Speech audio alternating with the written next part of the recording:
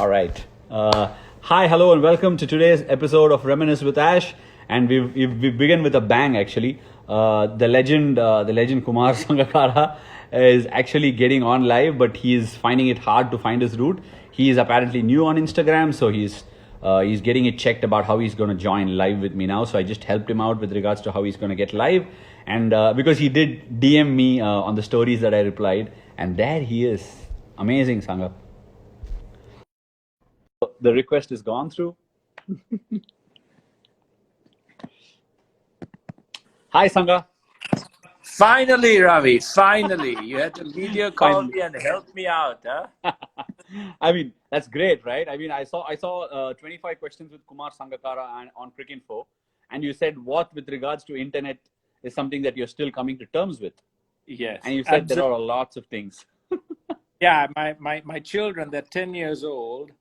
They do things with phones and computers that I've never seen before. So I'm really a dinosaur when it comes to technology. That's cool. But Sangha, before, I mean, I was about to take you live. I actually spoke about the 2011 World Cup final, right? That's not what we'll be talking about. We'll be talking about a much more happier memory of yours. Hey, But this, Ashwin, I have about 4 of those memories that I never once spoken about, 4 World Cup finals. So, we yeah. will do it today. We will do it today. Right. But tell me something. At the end of the final, I was very new to the international scene. I was watching you guys from the far distance, and the first thing that I noticed was that you had a big smile on your face. How did you manage it? Because on one side, teammates of mine who had won the tournament were crying, and the other side, you guys looked like you were poised to win it, and then MSD and Yuvraj took it away. So how did you manage to smile? Well, I think in my life, living in Sri Lanka as well, Ravi, you have lots of things that really bring you down. There are things that you worry about.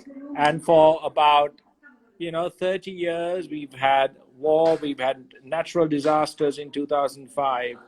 And we have so many different issues that one of the greatest things about Sri Lankans is their resilience. And it is just inborn in us that when we play, we are extremely competitive. We want to win. But whether we win or lose, we have this equilibrium, about how we take a win or a loss. Yes, that smile hides a huge amount of sadness, of disappointment, of thinking of, 20 million people back in Sri Lanka who've been waiting for this for so long, since 1996. We had an opportunity in 2007, opportunity in 2011, then T20 opportunities in 9 and 12. So sometimes the best way to take victory or defeat is to understand that that's the way life is, and not every single thing goes your way. But the important thing is to be able to take that the same way. No extreme highs or no extreme lows with emotion. So that's the way we've kind of played our game. Not just me, but a lot of the Sri Lankans who played international cricket. And that was again a case of thinking, well, another one's gone. What can you do? You've got to get ready for another final in 4 years' time. So it's not. But it did change, right? Pretty not so quickly like you might have enjoyed it, but in like 2 or 3 years' time, you did get your 2014 T20 World Cup when you played India in the final, right? You were the man of the match. You got a 52. I played that game. You guys pulled the innings from nowhere. Lasith Malinga and Kulasekara nailed Yorkers like I've never seen any better death bowlers do it. So how was that feeling? And did you feel like you had the game in the pocket once you had to chase just 130? Yeah, we never expected India to be kept under 160 or 170. That was what we were targeting, and we were thinking it'll be a good enough chase.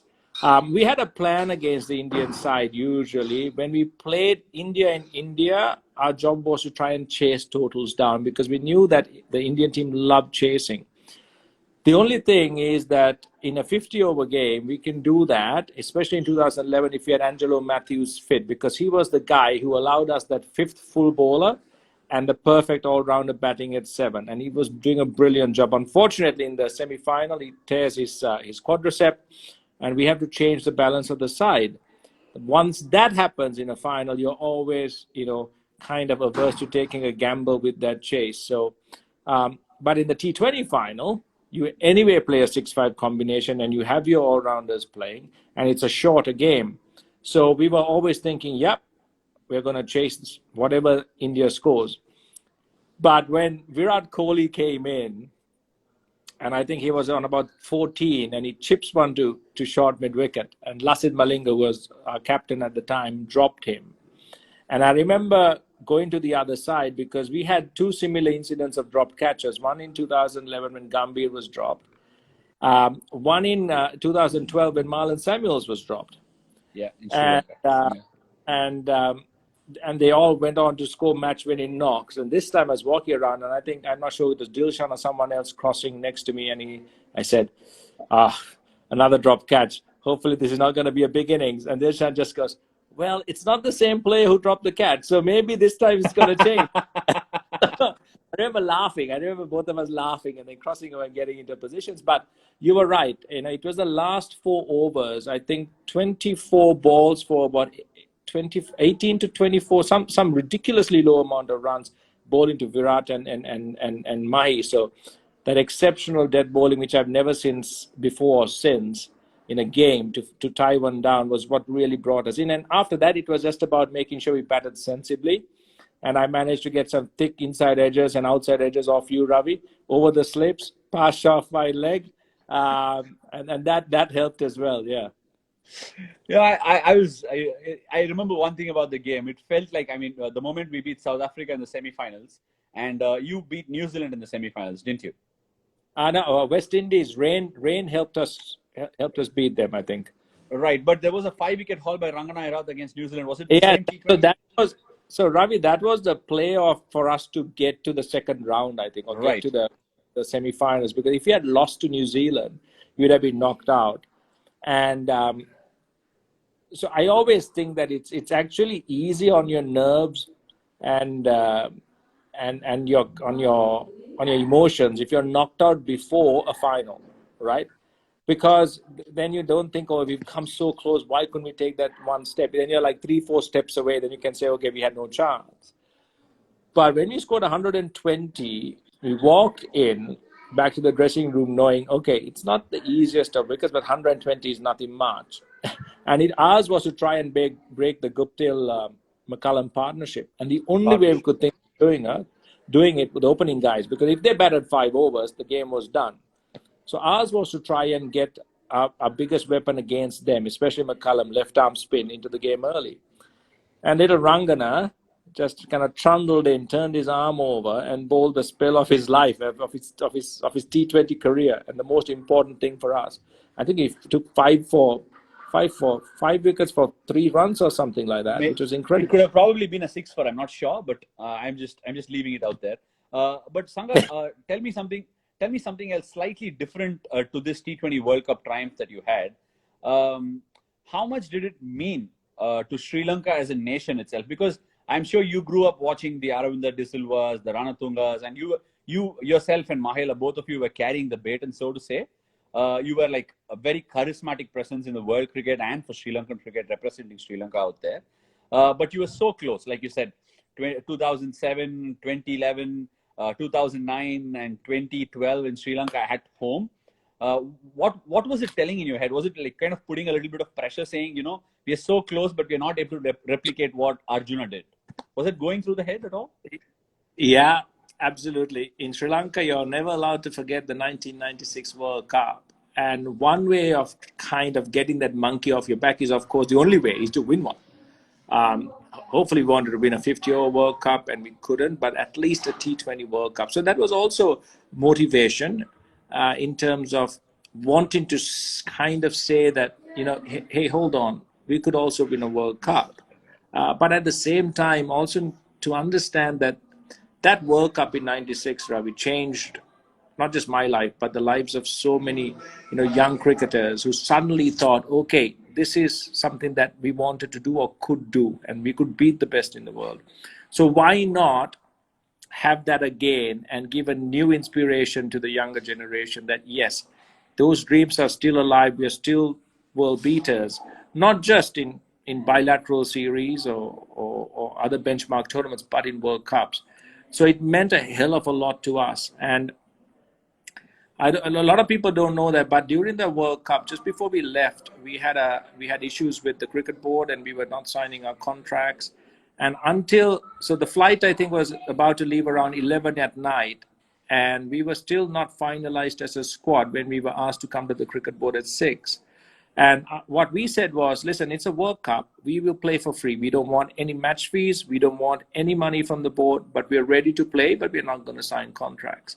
And I remember going to the cricket board and telling our vehicles to wait. We might be sent back and we might not be allowed to go. They might send another team. But then we had a couple of hours of chats inside, and they said, okay, fine, go, and we'll handle whatever we have to when we come back. So we went, and if I remember right, I think we even after we won, we came back, we still on principle refused match fees or anything like that, because that's what we as players wanted to do. So that also was added motivation to really kind of not throw that opportunity away, because we wanted to come back as winners. We didn't want to come back with our tail between our legs. So that also provided a lot of motivation. And we knew that the people out there in Sri Lanka, I mean, when we won and came back, we had people lining the streets from the airport all the way up to near the Taj Samudram Golf Face. That was how much it meant for the country and for us. Wow, wonderful. That's a lovely story to listen to, Sangha. And I must say, whenever I watch you on the field, or even Mahela for that matter on the field, there is massive amount of respect that I gain, because it's like you guys are torchbearers of a nation that sort of set the Asian benchmark in the late 90s when Arjuna and Aravinda and all of them won the World Cup. It was like, this joyous part of the world coming out and, showing the exuberance and showing the world how it is to play cricket with a smile on the face. Until then, a lot of people see the game with a lot of pressure, especially in India, it's too much pressure. But how did you manage to translate that? Because the era where Arjuna and Aravinda won the World Cup wasn't anywhere close to what it is today. But how do you mix and match in the late 2000s to be able to derive the results that yourself and Mahela duly got? Was it any different? Did it help that you had someone like Murali in the dressing room as well? Yeah, absolutely. I think we had a lot of players who played in that 90s era. Until about 1995, the Sri Lankan team were recognized as, like the good old Calypso cricketers. They were lovely guys, great bunch of players, played with grace, beautiful to watch, but unfortunately lost more than they won. 95 really changed that under Arjuna, because when Murali was called for throwing in Australia, and when Sri Lanka took that stand under Arjuna, the team kind of unified, because up until that time, even for the public, they were so crazy and passionate about cricket, but they never battle cry, other than just the cricket, right? They didn't have anything else beyond the game that really brought them and felt them personally attached to the cricketers. But suddenly, when Murali was called, Murali suddenly became, hey, hold on, no one's touching our star. No one is touching our brother, So we are going to gather around him, and this is going to be us. Not just the team, but the whole country suddenly kind of embraced that one situation, that one player. And the entire focus was, hold on, we were treated unfairly, Murali was treated unfairly, and this is the catalyst that really set the tone and set the road and the path towards winning a World Cup. So beyond 1999, when Sri Lanka's defending champs were knocked out of the first round in England in the World Cup, there was a huge cry for change. So Sana Jayasuriya takes over the captaincy. Marwan Atapattu, Mahela Javadan, already a senior player. When I joined the team, Mahela had already played 2.5 years of international cricket. Right. We had Murali and Vasi, who were stars in their own right. Aravinda and Hashan Tilakaratna, who had been in the wilderness after 1999, but came back when I started. So we had a really great mixture of people who kind of brought all the old knowledge and that experience from that journey from 95 to 99. And then we had these new breed of players who suddenly saw that and were inspired. So one of the biggest things that changed in our dressing room was the hierarchical system, because in the old days, I mean, you would also notice, it's very like you have the seniors, you have the juniors. Juniors are not expected to talk much or contribute much. They're expected to listen, do what they were told. So that's how we grew up. And unfortunately, that's not a healthy thing in a dressing room for long periods of time. Sometimes, maybe from 93 to 97, that may have been what worked for Sri Lanka, where we had Arjun Ranatunga, the strong captain, and a strong bunch of seniors. The most experienced, something that a lot of people don't realize. I think in 1996, Sri Lanka would have been the most experienced one-day side in the world in terms of one-day matches played. Right. But you saw the cracks beginning to appear when suddenly Aravinda became a star, Sanat Jayasuriya was a star, Vasi was a star, Murali was a star. And that kind of central, strong, ironclad control was not really working for the team. And you saw what happened in 99. So in 2000, under Sanat, it slowly started changing. And we were going and looking for strong individuals who were not only talented, but had strong ideas and opinions to contribute. And we welcome different opinions. You know, youngest players standing up and saying, you know, giving of their thoughts, and the dressing room not going, oh, shut up, you're a youngster, what the hell do you know? But the dressing room going, yeah, he's got a point. Maybe he says things slightly differently, so maybe let's take that on board. So we also had cricketers like X-Factor cricketers suddenly coming through, Lasith Malinga, Ajanta Mendis, so on and so forth. Guys who didn't look like a typical cricketer, but we were as a team willing to take a risk on getting them quickly into a side so that they provided us with that kind of the unpredictable, the unknown that we could surprise opposition with.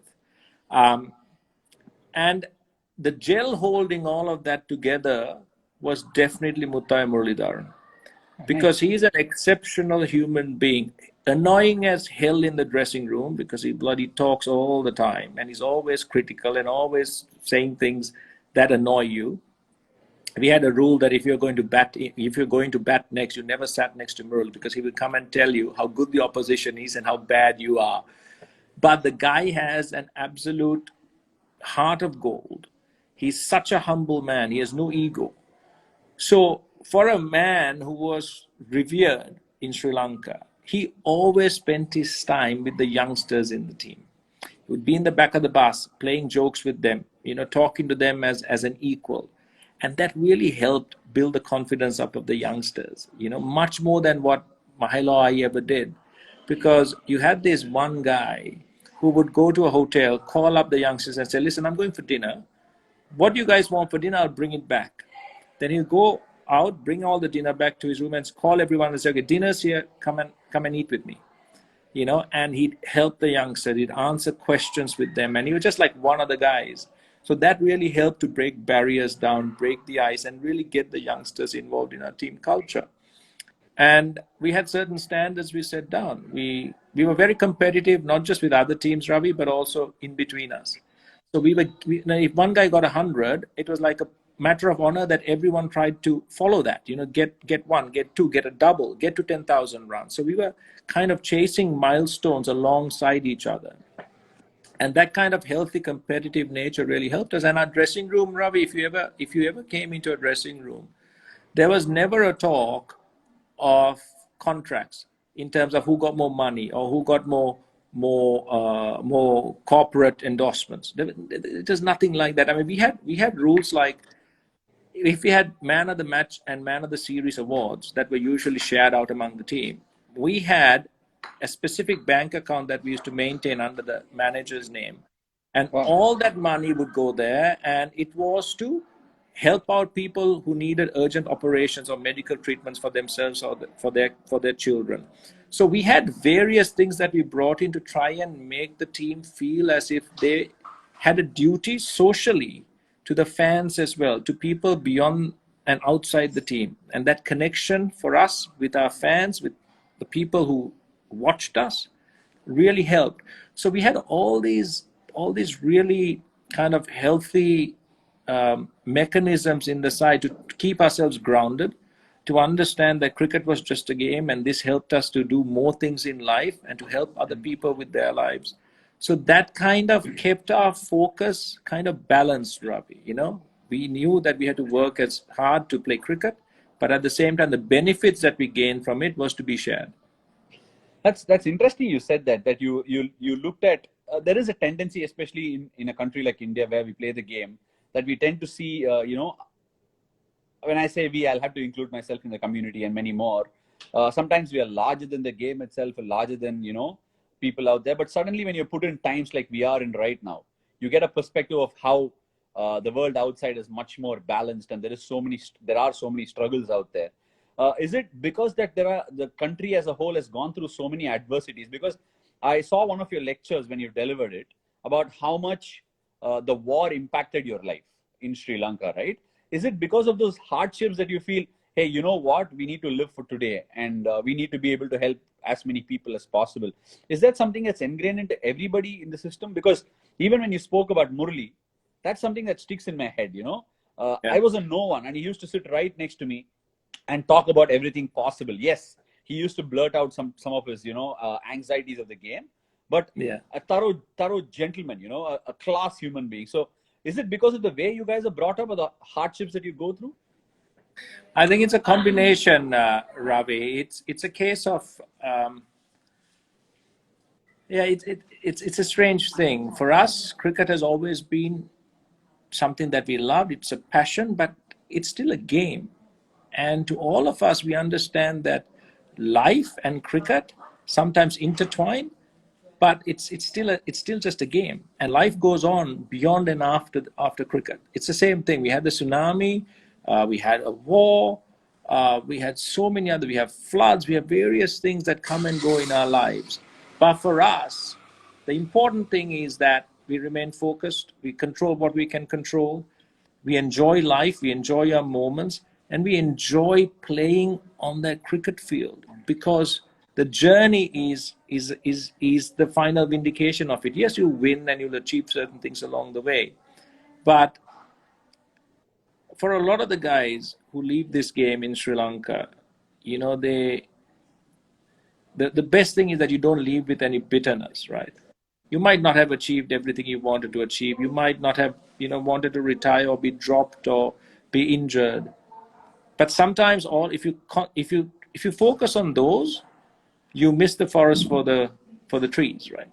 So it's something that I think as Sri Lankans we have certain sayings, that are really funny. It's lost in translation. But you say, even if the ship is sinking, you need to live in the moment. You need to enjoy that Understood. moment. No, So it's clear. yeah, I'm not missing it in translation. I loved yeah, how you said you're missing the forest for the trees. That's yeah. yeah. And when we were in Pakistan and we were attacked in 2009 and we came back to Sri Lanka, Ravi, there was a Swami from the Art of Living Center who came down to help us with our breathing and our focus and our kind of mental stress. And I still remember one of the questions he asked us was, when are you going to be happy? And he said, we are always trained to think that we'll be happy when we achieve something. Hmm. You win a World Cup, you win a match, you score 100, you get a job, you get married, you have kids, you get a promotion, a raise, so on and so forth. But it's always a moving target. The goalposts are always, you move it yourself without knowing. And he said, just be happy now. That's it. That's the simplest thing. Just be happy now, in this moment now, not when something happens or not when you achieve. Now. You're listening to a song, be happy. Watching TV, be happy. Playing cricket, be happy. Enjoy the moment, be in it. So that really stuck with me when he said that, because that kind of was the way that Sri Lankans always have looked at life. Wow, that's. I mean, staying in the present is easier said than done. I Yeah, totally get it. right? And you're out of it, but it's, yeah. Yeah, but Sangha, another very interesting thing that I came across when I was looking up on you was about the law college that you enrolled yourself into. How difficult was it to manage law and cricket, and eventually, be told that you need to choose one between the two? How was it? How was that decision? It was very difficult, because I came to Colombo. We have when I entered university, there was only one law faculty for the whole island, and there were 200 intakes from the whole island for 1 year. So I was very happy that I managed to get in. And my father is an attorney at law, and I was the only child of his. I have three other siblings who was crazy enough to say yes when he suggested law. Even other three just said no way.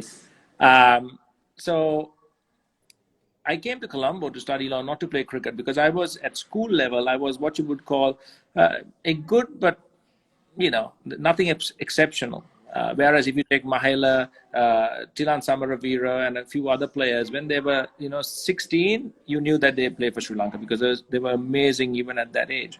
But when I came to Colombo, because of our civil troubles, we had an insurrection by a party called the JVP. Started in the 70s, then continued later on when I was a teenager in the 80s. Universities were closed for years, so they had a backlog of students. So I had to wait 2 years to start my university degree. So I used those 2 years to play cricket because I had nothing else to do. I found a job that paid me 4,000 rupees a month, and I played cricket for that. It was a company called Informatics.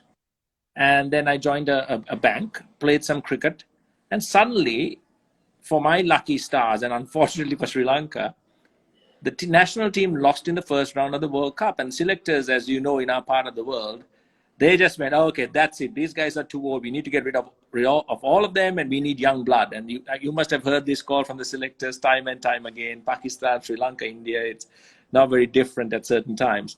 So I got lucky because it was right at the moment that I had a really good under-23 season. And suddenly I was in the A side. And suddenly by the time I started my first year at university, I was in the A side and then the national side.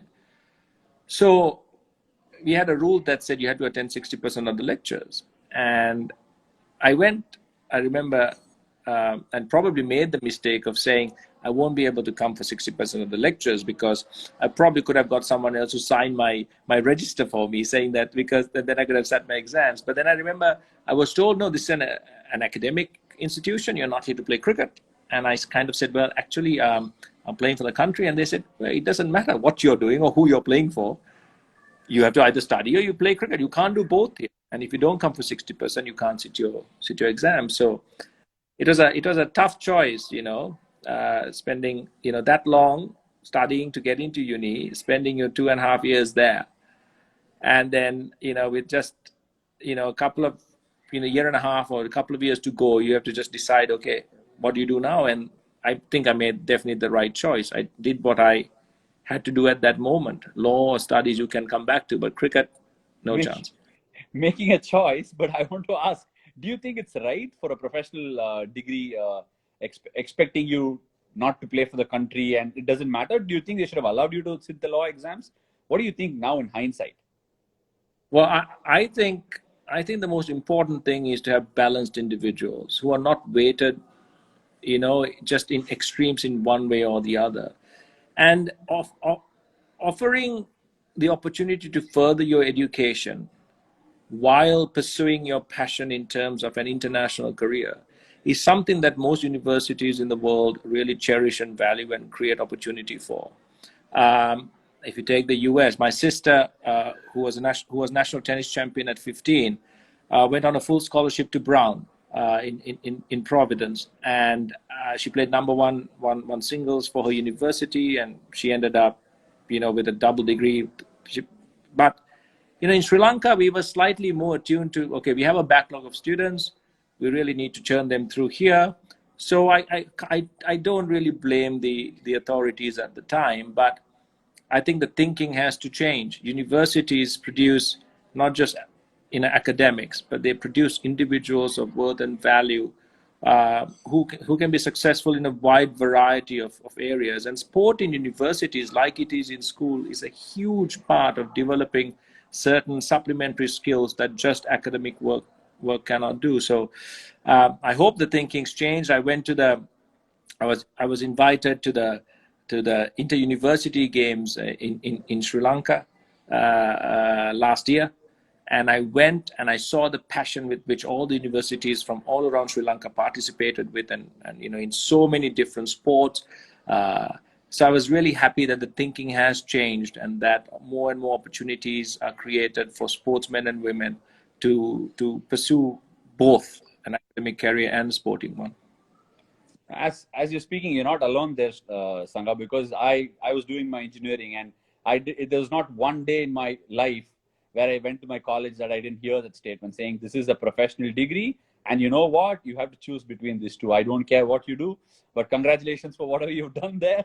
But you'll have to give your, the attendance, and that's just the way it is. And in fact, many a times I've turned around and said maybe he's right. There are other people who turn up and go to college every day, and I cannot give the the required hours for it. Yeah. But moving on slightly from there, is it your 2 years into law that made you do what you did to Sean Pollock with so much grace and elegance and elan? I don't think I'm ever going to be allowed to forget that. There's a history to it. In 2002, when we toured South Africa, we played 2 test matches, and the Australians had just come and gone, and they had really beaten them soundly.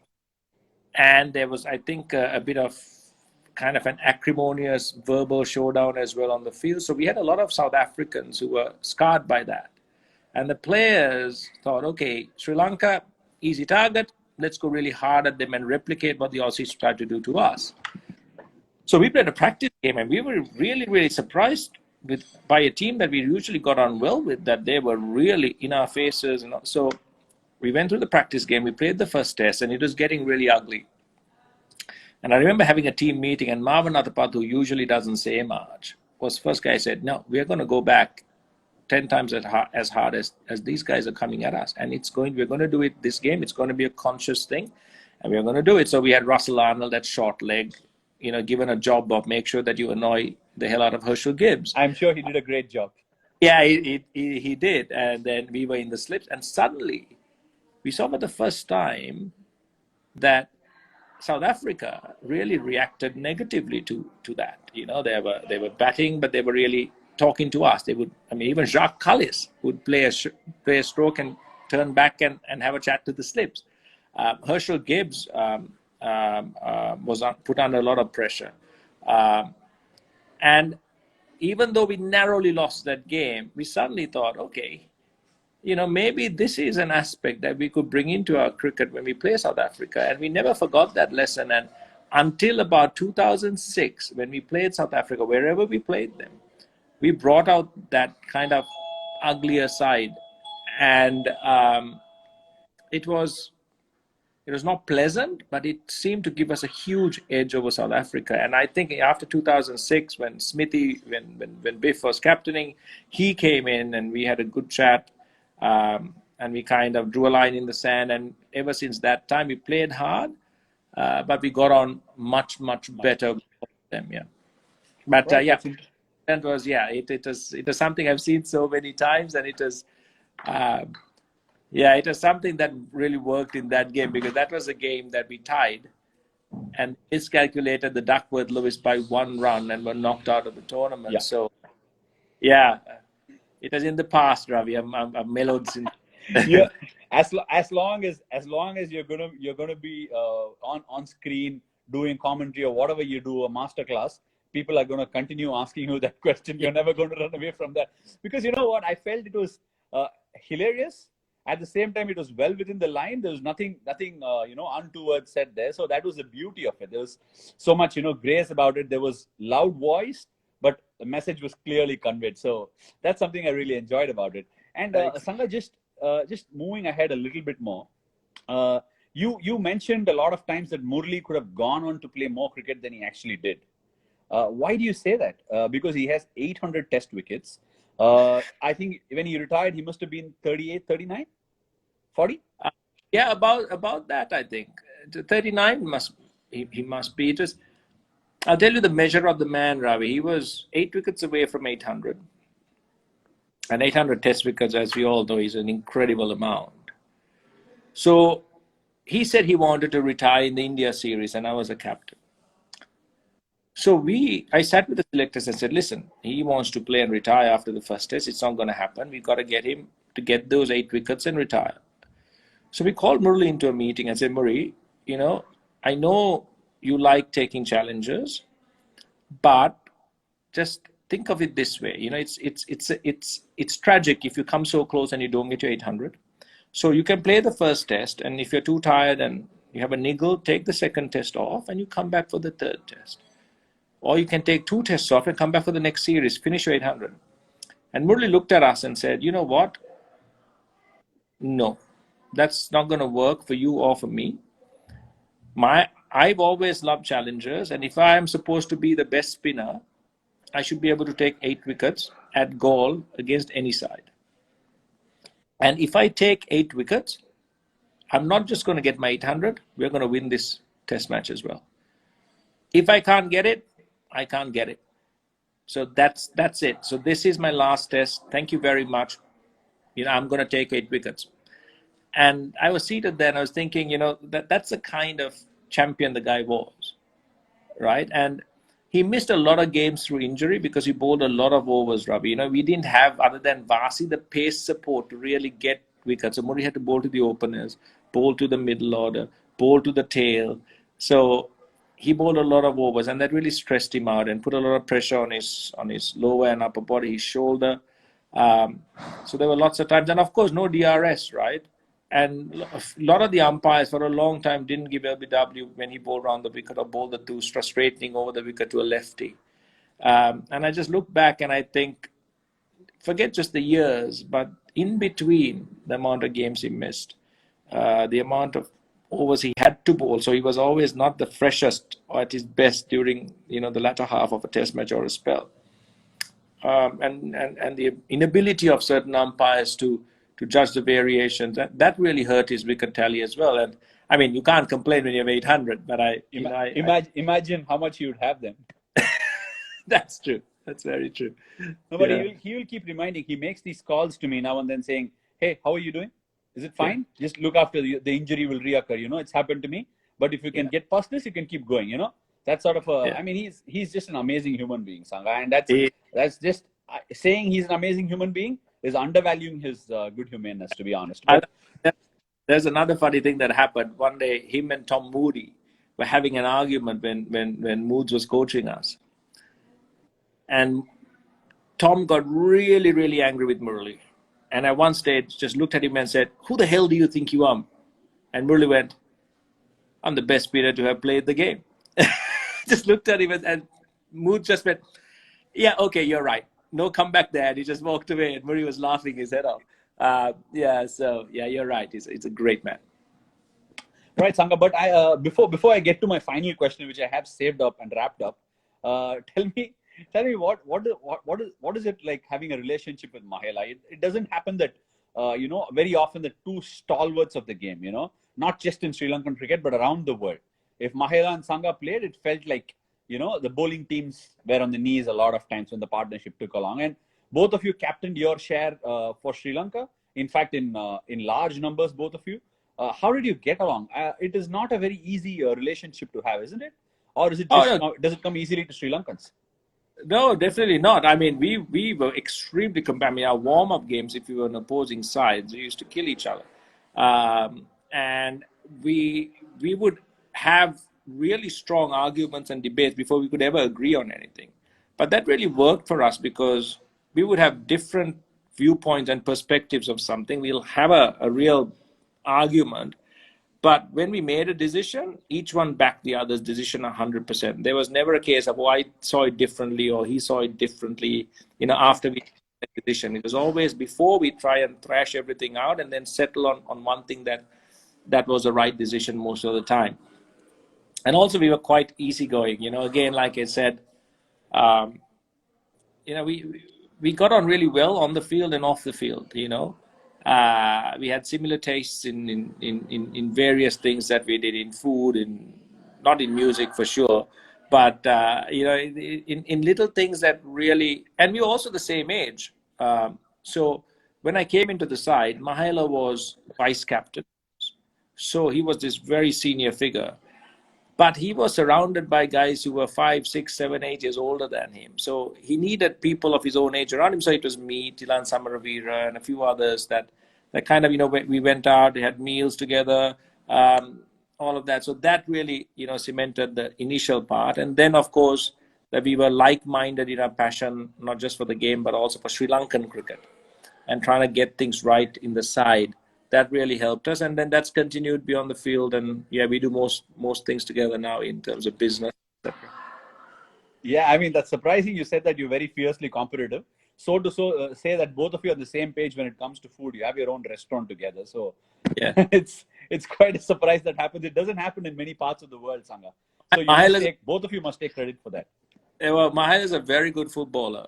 So he loves his football, supports the side that is always the easiest side to support in the world, Manchester United. And we used to play warm-up football. And I used to say, okay, I'll be the ref because I was a terrible football player. So I would intentionally call a couple of fouls on him because he would then lose it. He would get so angry and say, that's not fair. That's not a foul. And I said, no, I'm sorry. I saw that as a foul. Blew the whistle. Sorry. And I could just try and rile him up to get him as angry and worked up as possible. Yeah, but, that was the kind of, we had a very easy relationship. We would have an argument, whatever, but each one saw the logic and the good intentions on the other side. The power of the relationship came out when we actually played against Sri Lanka. It used to look like, what? Mahela and Sangha have planned this together.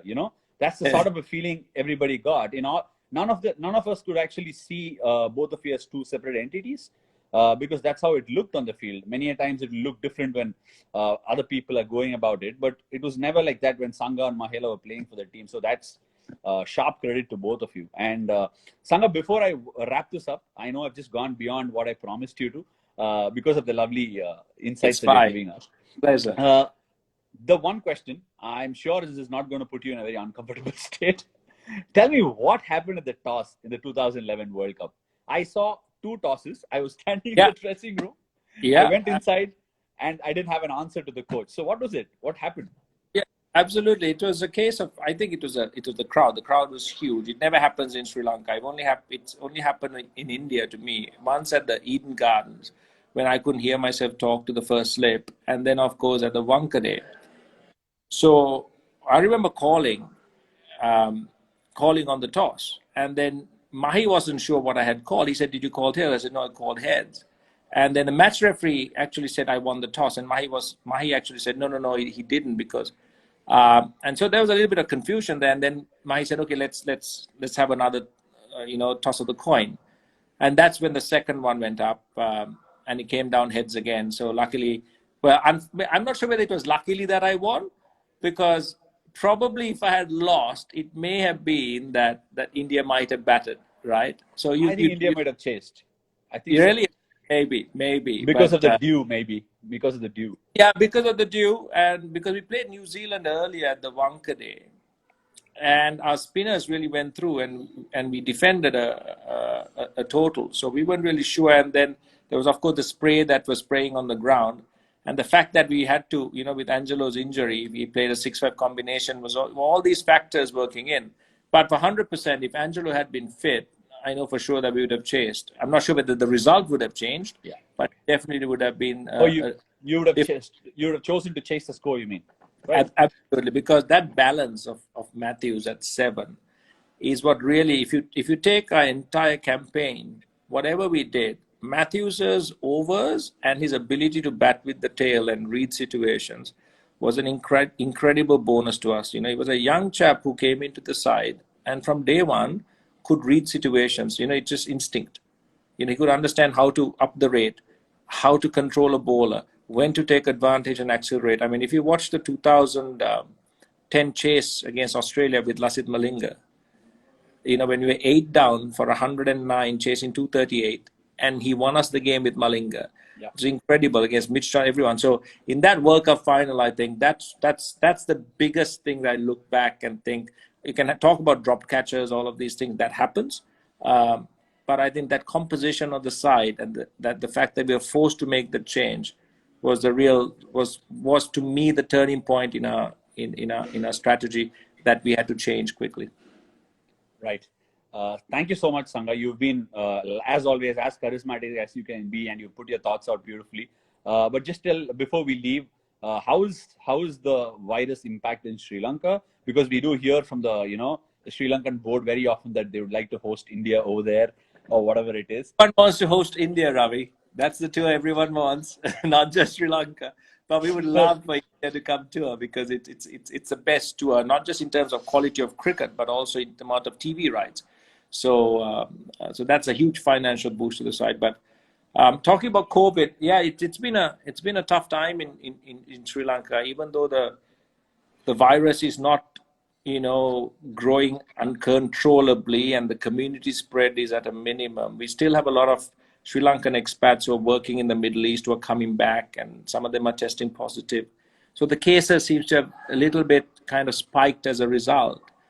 But I think the government, the frontline doctors and medical staff, the military, the police, everyone's really come together to try and really have a working system in place. We went into lockdown early. We had, island-wide curfews, and slowly lifted, and now curfews lifted to large parts of the country. And still Colombo and Gampa, two of our districts, are still operating under regulations that don't allow you to cross borders. But work and the economy is back open. But a lot of the daily wage earners and a lot of small to medium businesses, especially connected to the tourist industry and the hospitality trade, F&B, they've really struggled. But it's always a case of where the daily wage earner, even if you deliver food to the door, they don't have the money to buy it. So a lot of them suffered. But it was great to see the Sri Lankans, pulling together. They went out, neighbors would feed each other, whatever grew in your garden was shared, whatever rations you had was shared, and people had programs to donate rations. So it was a great community effort by everyone. Right. It's great to have listened to you on COVID and many other aspects of cricket from Sri Lanka. And I really wish and keep my fingers crossed that Sri Lankan cricket is back to where Arjuna left it, and so did Sangha, and it will be back to its glory. I know that's a topic you don't like to talk about, so I have stayed away from it. And thank you so much for joining me today on Reminisce with Ash, and hope to catch up with you soon, Sangha. Take care. Thank you. It's been a great pleasure. Sorry for the delay. That's all right. I totally enjoyed schooling you on one thing. Right. Thanks very much, Ravi. Good night. Okay. Take care. Bye.